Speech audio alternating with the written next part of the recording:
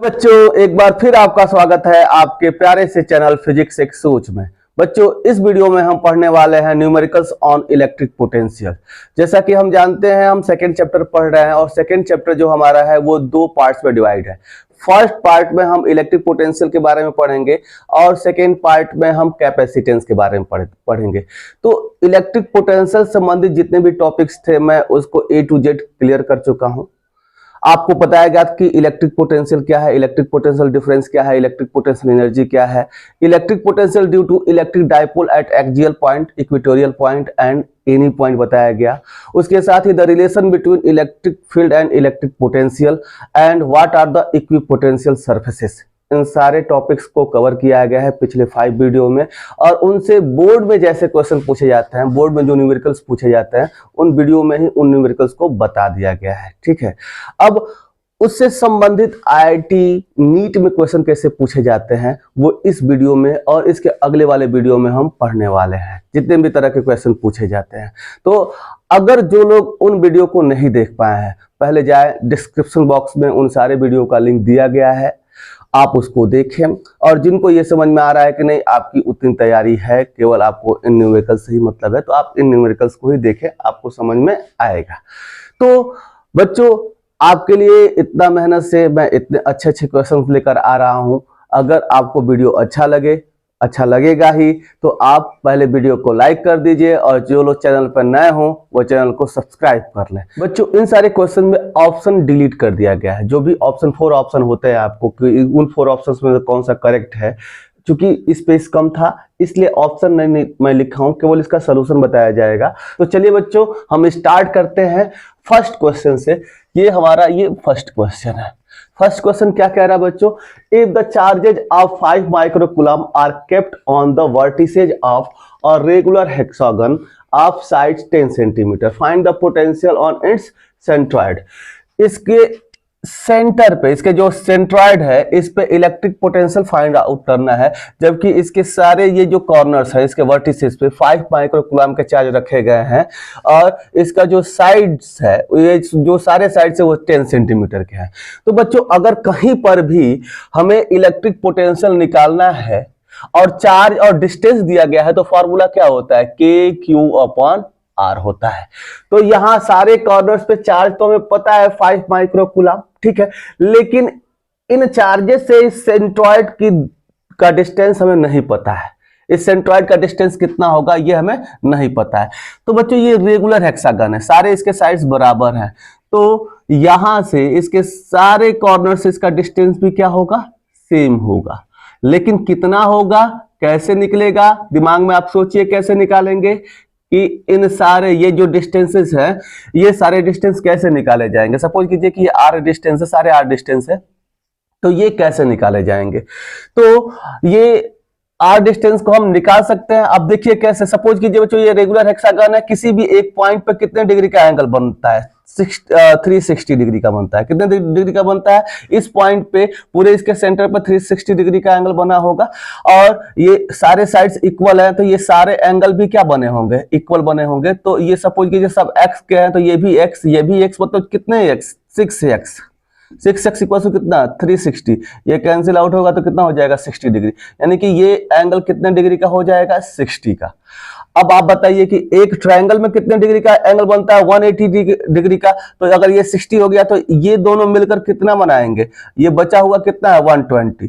अब आप देखिए ये साइड इसके बराबर है, ये भी आ रहा है ये भी आ रहा है, तो आप बताइए कि ये दोनों एंगल भी तो एक दूसरे के बराबर हो जाएंगे। आप जानते हैं कि सेम साइड सेम एंगल क्या करते हैं, थर्ड साइड पर सेम एंगल क्या करते हैं, क्रिएट करते हैं। तो आप अगर ये एंगल सपोज कीजिए कि y है और ये भी y है तो y plus y 2y equal कितना हो जाएगा, 120 से कटेगा तो ये कितना हो जाएगा 60, यानी कि y की वैल्यू भी 60 डिग्री हो जाएगी। यानी कि ये क्या बनेगा, एक इक्विलैटरल ट्रायंगल बनेगा। इक्विलैटरल ट्रायंगल बनेगा तो अगर ये 60 ये 60 ये 60 तो आप बताइए कि इसके साइड्स भी तो इक्वल हो जाएंगे। तो ये 10 सेंटीमीटर है, यानी कि ये जो डिस्टेंस r लिया जा रहा है r इक्वल टू कितना हो जाएगा 10 सेंटीमीटर हो जाएगा। 10 सेंटीमीटर को हम क्या लिख सकते हैं, 10 into 10 to the power -2 metre, metre में बदल लेंगे, इतना मीटर हो जाएगा। तो आप इसको 10 सेंटीमीटर को कहाँ लिख लें, यहाँ पर लिख लें 10 into 10 to the power -2 metre, हम मीटर में बदलेंगे, सेंटीमीटर में नहीं रखेंगे, ठीक है। अब देखिए इसके बाद ये जो 5 ये चार्ज है वो कितना है, 5 माइक्रो कूलम का है, तो माइक्रो कूलम को हम क्या लिखेंगे, 5 × 10⁻⁻6 कूलम हो जाएगा। अब आप देखें इस चार्ज की वजह से इस पॉइंट पर कितना इलेक्ट्रिक पोटेंशियल होगा, तो एक चार्ज की वजह से जो एक इलेक्ट्रिक पोटेंशियल V1 होगा वो कितना हो जाएगा, के क्यू आप देख सकते हैं KQ कितना है, KQ/R ऐसे लिख सकते हैं। तो ये सब पे वही चार्ज है, सबसे वही डिस्टेंस है, तो ये कितने यहाँ पे इक्वल पोटेंशियल होंगे, 6 टाइम इक्वल पोटेंशियल यहाँ पे इसके बराबर होगा। अगर 6 से देखा जाए तो कितना हो जाएगा, टोटल पोटेंशियल इसके सेंटर पे कितना हो जाएगा, 6KQ/R हो जाएगा। तो इस 6K की वैल्यू कितनी होती है, 9 × 10⁻9, और Q की वैल्यू कितनी है, 5 × 10⁻⁻6, और अपान में R कितना हो जाएगा, 10 × 10⁻⁻2। अब इसको मल्टीप्लाई कर दीजिए तो कितना हो जाएगा, 6 5 × 30 और 9 3 × 27, तो 270, और ये कितना हो जाएगा, 10 to the power into 10 to the power, यहाँ 9 - 6 तो 9 - 6, अब ये 10 to the power 1 है और इसके पावर में -2 है, तो ये -1 हो जाएगा, ऊपर जाएगा तो क्या हो जाएगा, +1 हो जाएगा। तो ये कितना हो जाएगा, 270 × 10 to the power 9 + 1 10, 10 में से 6 का जाए कितना हो जाएगा, 4। तो आप इसको लिख सकते हैं 2.70 × 10 to the power, ये 2 अंक पर दशमलव लगा है यहाँ पे, तो कितना हो जाएगा, 2 और पावर इसमें ऐड हो जाएगा, तो 10 to the power 6 वोल्ट्स। इतना पोटेंशियल इसके सेंटर पे हो जाएगा। तो आप इसको समझे होंगे कि इसको कैसे आप सॉल्व कर सकते हैं। चलिए अब नेक्स्ट क्वेश्चन करते हैं, सेकंड क्वेश्चन। बच्चों सेकंड क्वेश्चन में कह रहा है, the work done in moving 100 electron charge है फ्रॉम A to B। ये A पे 10 वोल्ट का पोटेंशियल है, B पर -4 वोल्ट का पोटेंशियल है। A to B इस 100 इलेक्ट्रॉन को मूव कराने में कितना वर्क डन लगेगा, उस वर्क डन को आपको फाइंड आउट करना है। A पे 10 वोल्ट है, B पे कितना है, -4 वोल्ट है। आपको वर्क डन निकालना है, पोटेंशियल डिफरेंस दिया गया। तो आपको पता है बच्चों कि आपको बताया गया था इलेक्ट्रिक पोटेंशियल डिफरेंस का जो डेफिनेशन के अनुसार इसका जो फॉर्मूला था, डेल्टा V इक्वल क्या था, डेल्टा W/Q0 था, जिस चार्ज को आप मूव करा रहे हैं। तो यहां पे अगर वर्क डन निकालना है तो डेल्टा W इक्वल क्या हो जाएगा, Q0 × डेल्टा V। तो आपको यहाँ पे Q0 के स्थान पे चार्ज दिया गया, 100 इलेक्ट्रॉन के बराबर चार्ज दिया गया है। तो इस Q0 की वैल्यू या Q की वैल्यू आप क्या कर सकते हैं, लिख सकते हैं, इलेक्ट्रॉन चार्ज दिया गया है। तो अगर आप Q0 टेस्ट चार्ज है तो Q0 रखे थे, यहाँ पे इलेक्ट्रॉन का चार्ज है तो यहाँ पे उसके स्थान पे वो वैल्यू रख देंगे। कितने इलेक्ट्रॉन है, तो 100 इलेक्ट्रॉन है, तो 100 इलेक्ट्रॉन के बराबर चार्ज यहाँ पे क्या कर देंगे, आप पुट कर देंगे। तो इस Q के स्थान पे 100 इलेक्ट्रॉन के बराबर चार्ज आपने पुट कर दिया। पोटेंशियल डिफरेंस डेल्टा V कितना हो जाएगा, फाइनल मान A to B हम जा रहे हैं, तो VB - VA इसका क्या हो जाएगा, पोटेंशियल डिफरेंस। तो VB कितना है, -4, और VA कितना है, 10, तो कितना हो जाएगा, -14 वोल्ट का ये पोटेंशियल डिफरेंस डेल्टा V आया। अब आप यहाँ पे वर्क डन कैलकुलेट कर लीजिए, डेल्टा W इक्वल कितना हो जाएगा, 100 इलेक्ट्रॉन है तो 100 इंटू एक इलेक्ट्रॉन पे जो चार्ज होता है कितना होता है, -1.6 × 10 to the power -19 इंटू ये कितना हो जाएगा, -14 वोल्ट हो जाएगा। तो आप इससे मल्टीप्लाई कर ले, तो मल्टीप्लाई करेंगे तो माइनस माइनस क्या हो जाएगा, प्लस हो जाएगा, और इससे मल्टीप्लाई करेंगे तो कितना, 14 6 जा 84, 14 1 जा कितना होगा, 14 6 जा 84 का यहाँ 4 हो गया, 14 1 जा 14 और 8 22, यहाँ प्लस था 22, आप यहाँ पे 1 पॉइंट पर दशमलव लगा दीजिए, ठीक है, इंटू 10 to the power -19 है, और ये 10 to the power 2 हो जाएगा, तो +2 ऐड कर दीजिए यहाँ पे। तो इसको आप लिख सकते हैं 22.4 into 10 to the power -17 joule, इतना वर्क होगा। अगर आप इसको लिखना चाहें तो इसको ऐसे भी लिख सकते हैं 2.24 इंटू 10 to the power, एक पावर इस पे और प्लस ऐड होगा तो क्या हो जाएगा, -16 जूल का क्या होगा, वर्क डन होगा। तो ये आपका आंसर हो जाएगा। ये सेकेंड क्वेश्चन ऐसे आप कर सकते हैं। कितना इजी था, केवल आपको वर्क डन निकालने के लिए इन दोनों पॉइंट्स के बीच का पोटेंशियल डिफरेंस निकालना था और जो चार्ज था उससे क्या कर देना था, मल्टीप्लाई कर देना था। तो आप यहाँ पे जो चार्ज था 100 इलेक्ट्रॉन का था और पोटेंशियल डिफरेंस आप यहाँ पे भी फाइनल माइनस भी इनिशियल से हम निकाल सकते हैं। फाइनली हम इस पॉइंट पे गए थे, इनिशियली इस पॉइंट पे थे, आपने पोटेंशियल डिफरेंस निकाला, दोनों का मल्टीप्लाई किया, आपका सॉल्यूशन आ गया। तो ये था सेकंड क्वेश्चन। अब हम पढ़ेंगे थर्ड क्वेश्चन को। बच्चों थर्ड क्वेश्चन में कह रहा है find the electric field and electric potential at the centre of conducting sphere of radius r and charge q। कह रहा है कि एक कंडक्टिंग स्फीयर है। याद कीजिए आपको कंडक्टिंग स्फीयर के केस में क्या बताया गया है कि इसके किसी एक्सटर्नल पॉइंट पे, इसके सरफेस पे, किसी इसके इंटरनल पॉइंट पे इलेक्ट्रिक फील्ड क्या होता है, इलेक्ट्रिक पोटेंशियल भी निकालने के लिए बताया गया है। दोनों के बारे में बताया गया है। जो लोग पिछला वीडियो देखे होंगे वो बहुत आसानी से इस बात को समझ जाएंगे। तो आपसे कह रहा है कि ये एक कंडक्टिंग स्फीयर है, इस पे जो चार्ज है वो कितना है, Q है, और इसका रेडियस कितना है, R है। तो आप जानते हैं कोई भी कंडक्टिंग स्फीयर हो, सॉलिड हो, स्फेरिकल शेल हो, कैसा भी हो, सारे चार्ज कहाँ होते हैं, उसके सरफेस पे होते हैं, अंदर एक भी चार्ज नहीं होता है। ठीक है, इसका रेडियस R दिया गया है। अब आप को बताना है कि इसके सेंटर पर इलेक्ट्रिक पोटेंशियल कितना होगा और इलेक्ट्रिक फील्ड कितना होगा। सबसे पहले इलेक्ट्रिक फील्ड पूछ रहा है। तो आप जानते हैं किसी भी कंडक्टिंग स्फीयर के अंदर इनसाइड जो इलेक्ट्रिक फील्ड होता है वो क्या होता है, 0 होता है, बिकॉज इसके अंदर कोई चार्ज ही नहीं है। आप देख सकते हैं कि इसके अंदर इलेक्ट्रिक फील्ड क्या हो जाएगा, 0 हो जाएगा। अब आपसे पूछ रहा है, इसमें ऑप्शन दिया था कई सारे कि मतलब कि इलेक्ट्रिक फील्ड 0 होगा कि नहीं होगा, अलग अलग डिफरेंट ऑप्शन दिया था। तो कौन सा वाला ऑप्शन सही होगा, तो इलेक्ट्रिक फील्ड तो पहले 100% 0 होगा। अब आपसे पूछ रहा है कि क्या ये आपका इलेक्ट्रिक पोटेंशियल भी यहां पे 0 होगा इसके सेंटर पे। तो नहीं बच्चों, अगर कंडक्टिंग स्फीयर है तो उसके अंदर इलेक्ट्रिक पोटेंशियल कांस्टेंट होता है। क्या होता है, कांस्टेंट होता है। और जो इसके सरफेस पे होता है वही इसके ईच एंड एवरी पॉइंट पे होता है।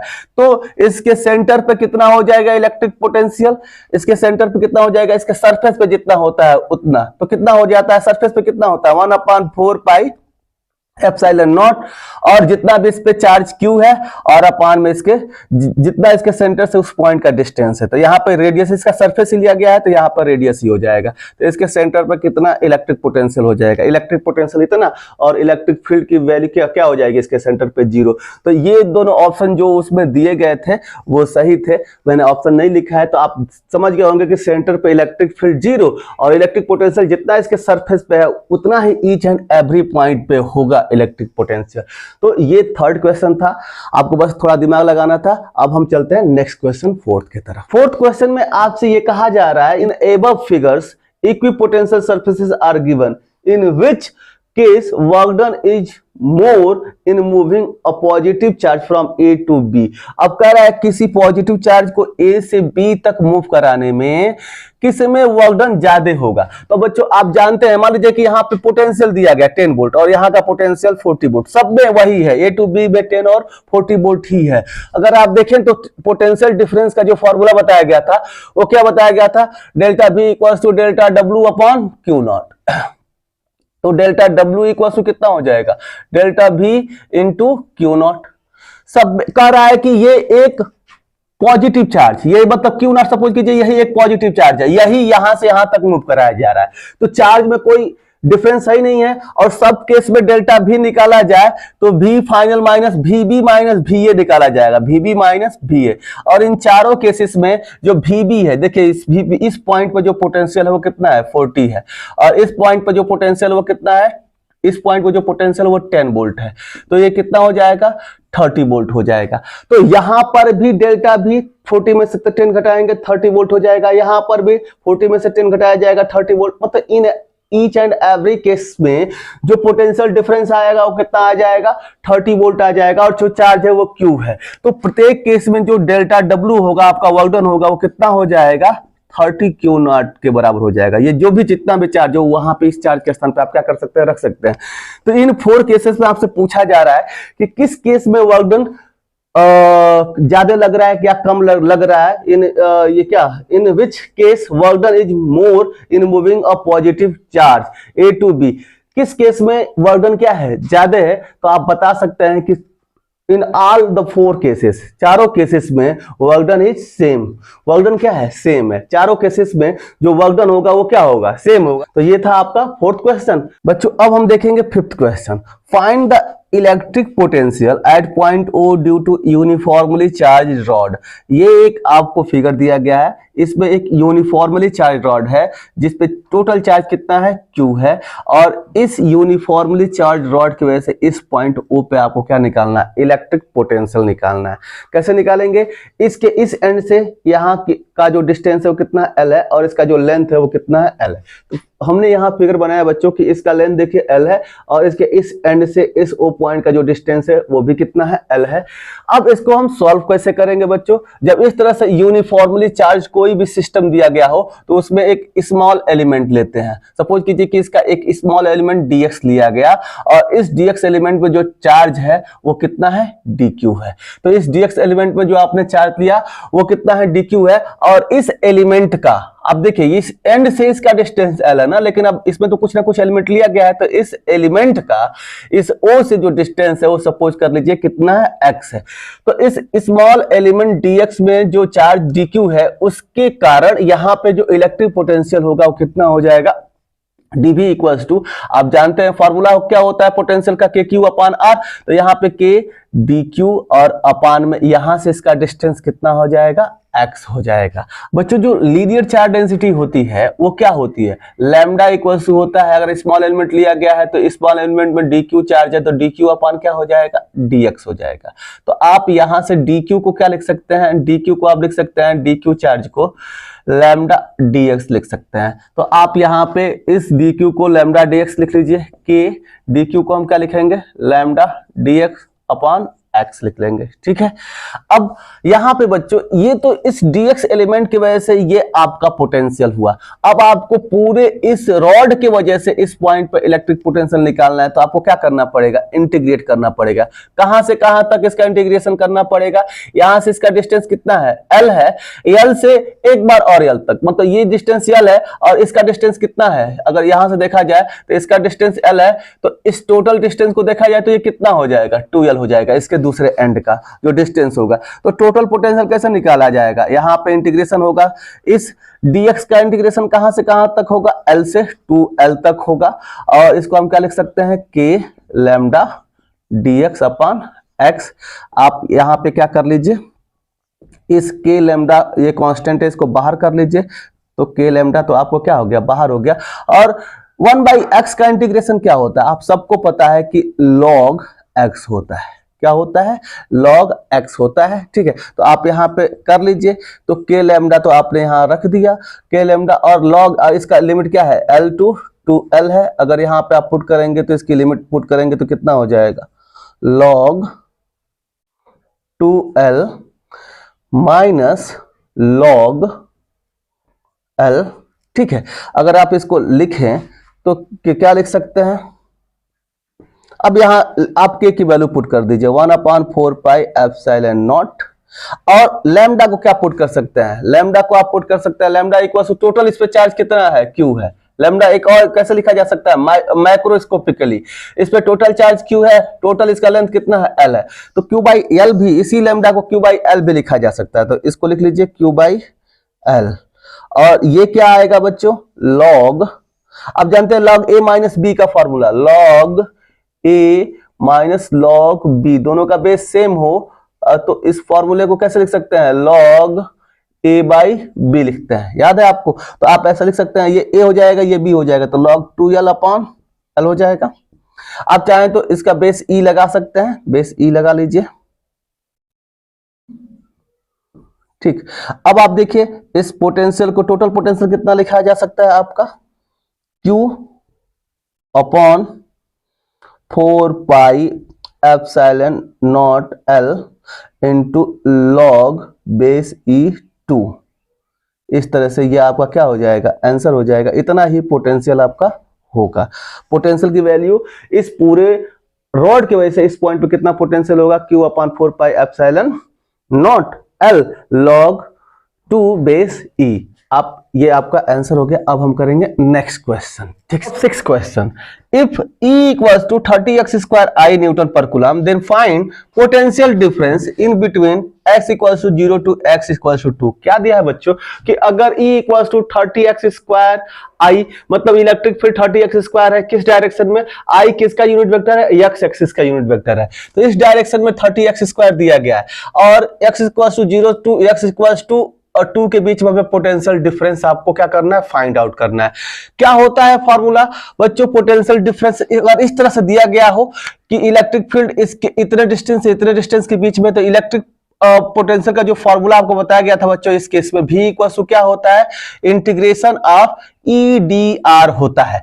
तो यहाँ पे ये डिस्टेंस किसके रूप में है, x के रूप में है, तो हम इसको क्या लिख सकते हैं, EdR के स्थान पे dx लिख दिया जाएगा और ये किस में होता है, निगेटिव में होता है। कैसे आपको बताया गया था, आप जानते हैं कि ये जो आपका potential gradient dV upon dr होता है वो माइनस E के बराबर होता है। तो dV इक्वल टू क्या हो गया था वहां पे, माइनस E dr, और इसका इंटीग्रेशन किया गया था तो V इक्वल टू क्या हो गया था, माइनस E dr, इसका इंटीग्रेशन। अब ये dr जहां से जहां तक हो उसका इंटीग्रेशन कर देंगे, तो यहाँ dr किसके रूप में है, x के रूप में, मतलब x एक्सिस पे हम चल रहे हैं। तो अब ये कहां से कहां तक इस पे हमें ये पोटेंशियल डिफरेंस किसके किसके बीच ज्ञात करना है, तो x equal to 0 to x equal to 2 के बीच में, तो ये 0 से 2 आप यहाँ पे रख लेंगे। बहुत आसानी से इसको आप क्या कर सकते हैं, आप सॉल्व कर सकते हैं। तो इसको सॉल्व कर लीजिए।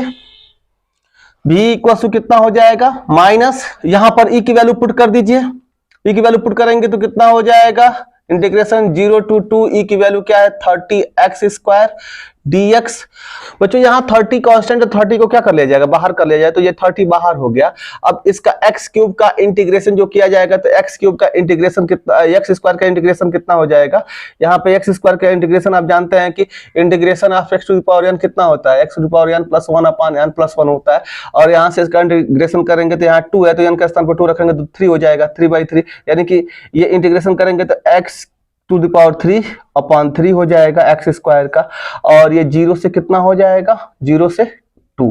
अब यहाँ पे वैल्यू आप पुट करेंगे तो ये 3 बाहर कर लीजिए तो माइनस 30 अपॉन 3, और यहाँ पे अब लिमिट x के स्थान पर रख दीजिए तो ये कितना हो जाएगा, 2 टू द पावर कितना हो जाएगा 3, माइनस ये 0 पुट करेंगे, पहले अपर लिमिट पुट करेंगे x के स्थान पे तो 2 टू पावर 3 हो जाएगा, फिर 0 पुट करेंगे, ये 3 तो बाहर हो गया है, 0 पुट करेंगे तो 0 हो जाएगा, 0 का क्यूब 0 ही हो जाएगा। तो अगर इसको यहाँ पे हम सॉल्व करेंगे तो 3 10 जा 30 हो जाएगा, तो माइनस 10 और इंटू ये कितना आएगा इसमें, 2 2 जा 4 2 जा 8 हो जाएगा, तो इससे मल्टीप्लाई हुआ है तो कितना हो जाएगा, माइनस 80 वोल्ट, माइनस 80 वोल्ट। ठीक है बच्चों, अब 6 क्वेश्चन देखिए कितना इंपॉर्टेंट ये क्वेश्चन है, कई बार इसको पूछा गया है। इफ ये पोटेंशियल दिया गया, if potential is function of x y z, भी x y z is equal to 6xy minus y minus plus 2y z, then find electric field at 1 1 0। कह रहा है कि अगर भी इतना दिया गया है तो आपको इलेक्ट्रिक फील्ड आपको फाइंड आउट करना है। जब ये इस तरह का फंक्शन दिया जाए तो आप क्या करते हैं, कैसे इलेक्ट्रिक फील्ड को निकालते हैं, वेक्टर फॉर्म में निकालते हैं। और इस केस में जो वेक्टर फॉर्म में इलेक्ट्रिक फील्ड आपका होता है वो क्या होता है बच्चों, माइनस पहले लगाते हैं dv अपॉन dxi, वैसे ही अब प्लस, इस माइनस तो पहले लग जाएगा, प्लस क्या हो जाएगा dv अपॉन dy, और यहां पे क्या हो जाएगा j, वैसे ही dv अपॉन dz, और यहां पे क्या हो जाएगा k। अब हम सबसे पहले dv upon dx, dv upon dy और dv अपॉन dz निकालेंगे, किस पे, 1 1 0 पर दिया गया है। तो यहां पे आपको 1 1 0 का देने का मतलब क्या है, 1 1 0 देने का मतलब क्या है, आप समझेंगे जब आप किसी भी चीज में आप कोई फंक्शन है तो आप x के स्थान पे क्या रखेंगे, x के स्थान पे 1, y के स्थान पे 1 और z के स्थान पे क्या रखेंगे, 0 रखेंगे। ठीक है, तो सबसे पहले dv अपॉन dx कितना हो जाएगा, तो dv अपॉन dx निकालेंगे तो v के स्थान पे 6, dy dx ये कितना हो जाएगा 6xy minus y plus 2y z हो जाएगा। अब इसमें जो z जो x है, x x का ही डिफरेंशिएशन होगा, बाकी सब कांस्टेंट हो जाएगा। तो यहाँ पे आप देखिए डी बाई डी एक्स, इसमें x का अगर आप डिफरेंशिएशन करें तो x का 1 हो जाता है, तो यहाँ पे क्या हो जाएगा, ये 6y हो जाएगा। y में x नहीं है, y कांस्टेंट हो जाएगा तो इसका 0 हो जाएगा, इसका भी क्या हो जाएगा, 0 हो जाएगा। इसमें x जहां पे नहीं है वो उसका क्या हो जाएगा, 0 हो जाएगा। तो आप इसको यहाँ पे लिख सकते हैं, तो ये 0 हो जाएगा। और इसका वैल्यू किस पे निकालना है, 1 1 0 पे, मतलब इसमें y की वैल्यू क्या रखनी है, आपको 1 रखनी है। तो यहाँ पे 1 1 0 पे निकालना है, तो y के स्थान पे 1 रख देना है, तो इसकी वैल्यू कितनी हो जाएगी, 6 × 1 इक्वल्स टू 6। तो dB अपॉन dx एट 1 1 0 कितना हो जाएगा, 6 हो जाएगा, यानी कि हम अभी 6 यहाँ पे पुट करेंगे। वैसे ही dB अपॉन dy अगर आपको निकालना है तो अब इसका y के रिस्पेक्ट में क्या कर दीजिए, डिफरेंशिएट कर दीजिए इसी को। तो इसका y के रिस्पेक्ट में डिफरेंशिएशन होगा तो यहाँ y का 1 हो जाएगा, बाकी क्या बचेगा, 6x बचेगा। y का यहाँ पे -1 हो जाएगा, y का डिफरेंशिएशन -1 हो जाएगा, और इसमें भी y है तो यहाँ पे y का 1 होगा तो क्या बचेगा, 2z बचेगा। और इसको किस पे निकालना है, 1 1 0 पर, तो x के स्थान पे 1, y के स्थान पे 1 और z के स्थान पे 0 रखना है। तो यहाँ 6 × 1 -1 और z के स्थान पे 0 रखेंगे तो ये 0, तो 6 में से 1 जाएगा, कितना हो जाएगा, 5 हो जाएगा। यहाँ पे हम इसको क्या लिख सकते हैं, 5 लिख सकते हैं, ठीक है। वैसे dV अपॉन dz हो जाएगा, तो जहां अब जो z है उसी का डिफरेंशिएशन होगा, बाकी सब कांस्टेंट हो जाएगा। तो देखिए इसमें z कहीं नहीं है, ये कांस्टेंट हो गया तो ये 0 हो जाएगा, -0 हो जाएगा, और यहाँ पे क्या हो जाएगा, 2y हो जाएगा। और इसको किस पे निकालना है, 1 1 0 पे निकालना है। तो x भी 1 y भी 1 और z 0, तो अब y इक्वल्स टू यहाँ पे 1 पुट कर देंगे तो 2 × 1 हो जाएगा। तो आप देखें कि ये हमने तीनों की वैल्यू निकाल ली, dB upon dx, dB upon dy, dB upon dz की वैल्यू निकाल ली। इसकी वैल्यू कितनी आई है, अब इसका आंसर लिखना चाहे तो आपको नीचे दिखाई नहीं देगा, मैं इसी में पुट कर दे रहा हूं। तो dB अपॉन dx के स्थान पे क्या आया, dB अपॉन dx के स्थान पे 6 आया, तो यहाँ पे क्या लिख देंगे, 6i। यहाँ dB अपॉन dy के स्थान पे क्या आया, 5 आया, तो यहाँ पे क्या लिख देंगे, 5j। वैसे ही dB अपॉन dz के स्थान पे क्या आया, 2 आया, तो यहाँ पे क्या लिख देंगे, 2k हो जाएगा। तो आपका जो इलेक्ट्रिक फील्ड आएगा, जो आपसे पूछ रहा है कि आप इलेक्ट्रिक फील्ड को क्या कीजिए, फाइंड आउट कीजिए, x equal to 0 to x equal to 2 के बीच में, तो आपका electric field -6i + 5j + 2k के फॉर्म में, यही आपका क्या हो जाएगा, आंसर हो जाएगा। ऐसे 4 ऑप्शन दिया गया था, ये वाला जो ऑप्शन था वो उसमें क्या हो जाएगा, सही हो जाएगा। तो आप जब कोई भी ऐसा कोई फंक्शन दे तो आप इलेक्ट्रिक फील्ड कैसे निकालेंगे, dV अपॉन dr तो होता है, लेकिन ये x y z का फंक्शन है, तो इसको तीनों फंक्शन के फॉर्म में क्या करना पड़ेगा, डिफरेंशिएट करना पड़ेगा और i j k के रूप में लिखना पड़ेगा। तो ये आपका क्या हो जाएगा, आंसर हो जाएगा। तो आप इसको क्या कर सकते हैं, सॉल्व कर सकते हैं। अब चलते हैं लास्ट क्वेश्चन की तरफ। जो अब नेक्स्ट क्वेश्चन क्या कह रहा है आपका, ये एक क्वेश्चन आपसे कह रहा है कि ये कोई आपका ओरिजिन है, ये क्या है, origin है। Here O is the origin, then find the electric potential at point O due to given system of charges। ये इतने सिस्टम ऑफ चार्जेस दिया गया है और इसके वजह से ओरिजिन O पे आपको क्या फाइंड आउट करना है, आपको इलेक्ट्रिक पोटेंशियल फाइंड आउट करना है। तो अब इस O से इसका डिस्टेंस x0 है, इसका 2x0, इसका 3x0, ऐसे आपको दिया गया है, x0 के फॉर्म में डिस्टेंस दिए गए हैं। जैसे इस ओरिजिन में फाइंड आउट करना है, ये चार्ज है और डिस्टेंस दिए गए हैं, तो बहुत आसानी से आपको पता है बच्चों कि हम इसका इलेक्ट्रिक पोटेंशियल निकाल सकते हैं। ये यही तक नहीं है, इससे कहां तक है, इसका इनफाइनाइट सीरीज है ये, ठीक है। तो अगर हम पोटेंशियल निकालना चाहें तो ये v इक्वल्स टू, आप इसको कैसे लिख सकते हैं, अगर आप लिखेंगे तो इस पहले की वजह से यहाँ पे पोटेंशियल कितना हो जाएगा, इस पहले की वजह से जो पोटेंशियल होगा k q upon x not हो जाएगा। ये डिस्टेंस इससे कितना है, x नॉट है, तो x नॉट यहाँ पे लिख देंगे।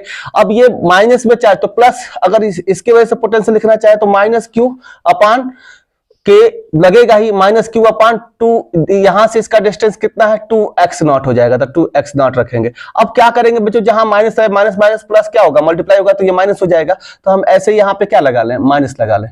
तो ये k q upon 2x not, जहां पे प्लस है वहां पे प्लस और जहां पे माइनस है वहां पे माइनस लिखे, तो यहाँ पे क्या हो जाएगा k q upon 3x not.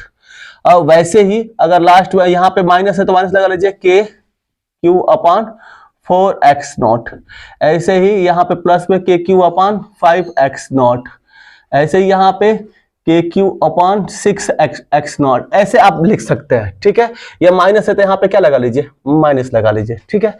अब जो कॉमन है उसको कॉमन कर लीजिए। आप देखिए KQ/x0 कॉमन हो जाएगा सब में, KQ/x0 आपका कॉमन हो जाएगा। यहाँ पे क्या बचेगा, यहाँ पे 1 बचेगा। यहाँ KQ/x0 कॉमन होगा तो यहाँ पे 1/2 बचेगा। यहाँ पे क्या बचेगा, KQ/x0 कॉमन हो जाएगा तो प्लस में 1/3 बचेगा। यहाँ पे क्या हो जाएगा, -1/4 बचेगा। ऐसे ही एक प्लस एक माइनस बचता जाएगा, प्लस में 1/5 बचेगा। वैसे ही माइनस कितना बचेगा, 1/6 प्लस डॉट डॉट डॉट कुछ ऐसे बचेगा, ठीक है। आप ऐसे लिख सकते हैं, ये एक सीरीज बना, ठीक है ना, प्लस माइनस का, ठीक है। तो आप अब जो वैल्यू है उसको हम पुट कर लेंगे तो यहाँ के की वैल्यू कितनी होती है, 1/4 पाई एप्सिलॉन नॉट Q/x0। और ये जो सीरीज ऐसा होता है, आप समझ रहे हैं कि ये किसका एक्सपेंशन है, किस सीरीज का एक्सपेंशन है। तो आप ये जानते हैं कि ये जो जिस सीरीज का एक्सपेंशन होता है वो log 2 बेस e का एक्सपेंशन इस तरह से होता है, log 2 बेस e का एक्सपेंशन इस तरह से होता है।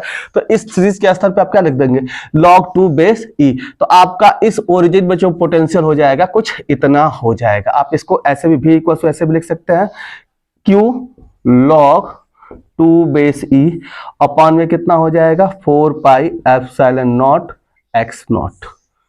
तो आप ऐसे भी इसको क्या कर सकते हैं, लिख सकते हैं। तो इसका सॉल्यूशन ऐसे कर सकते हैं। देखिए इसमें थोड़ा सा ही दिमाग लगाना था, सारे चार्जेस से यहाँ पे जो डिस्टेंसेस दिए गए हैं और चार्ज दिया गया है, तो वेरी इजीली आप क्या कर सकते हैं, पोटेंशियल लिख सकते हैं। और ये सीरीज जिसको पता होगा वो इस क्वेश्चन को कर लेता। तो बच्चों आप देखिए, जहां कहीं भी जेई मेंस और नीट में क्वेश्चन दिया जा रहा है, इसमें कुछ ना कुछ मैथमेटिक्स का कुछ ना कुछ बहुत बड़ा इसमें रोल है। तो आप सिंपल जो मैथमेटिक्स है क्लास 10 तक का, उसको जरूर ध्यान में रखें। और बच्चों आज इस वीडियो में 8 क्वेश्चन मैं लेकर आया हूं, नेक्स्ट वीडियो मिलूंगा अलग क्वेश्चन के साथ। अगर आपको ये वीडियो अच्छा लगा हो तो आप वीडियो को लाइक कर दें, तथा जो लोग चैनल पर नए हो वो चैनल को सब्सक्राइब कर लें। आज के लिए बस इतना ही, बाय बाय।